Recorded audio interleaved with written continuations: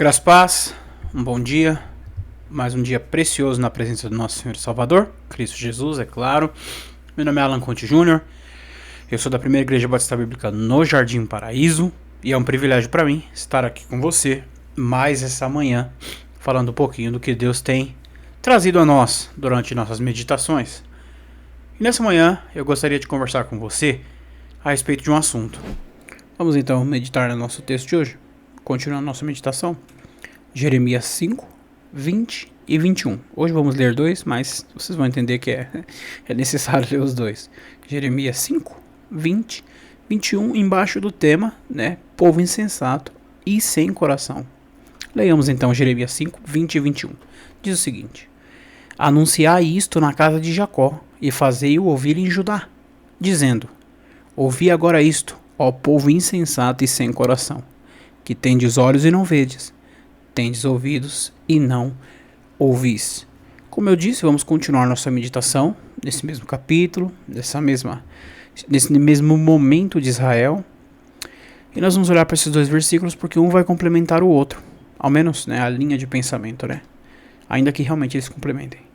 O profeta aqui de Deus, ele vai continuar dizendo, vai continuar trazendo à memória desse povo, à vista desse povo, aquilo que Deus tinha contra eles naquele momento.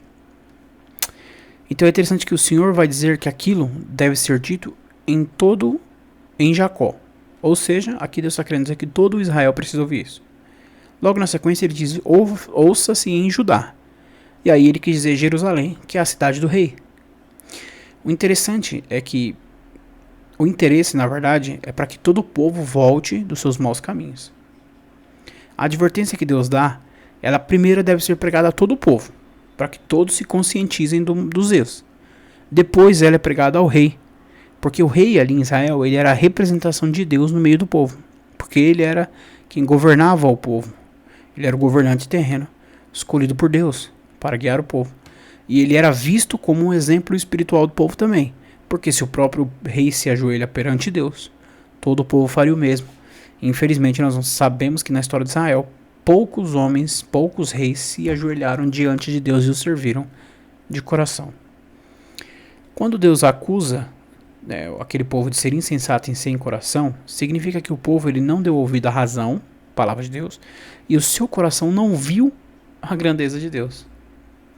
Mas não porque Deus nunca se mostrou a eles, eis aí a questão, mas sim porque eles eram rebeldes e esqueciam as maravilhas que Deus havia falado e feito no meio deles.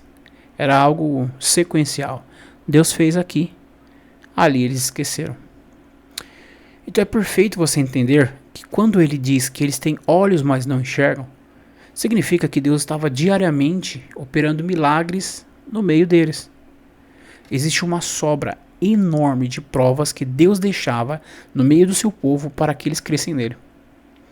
De igual modo, eles ainda tinham a lei para ser lida e entendida, evidenciava não somente o pecado, mas que Deus desejava ver seu povo, ao menos tentando andar na luz de suas palavras, visto que era impossível cumprir a lei, já que ela não veio para salvar, mas para expor o pecado. Ainda assim, Deus desejava a real tentativa de seguir aquilo que ele entregou como lei.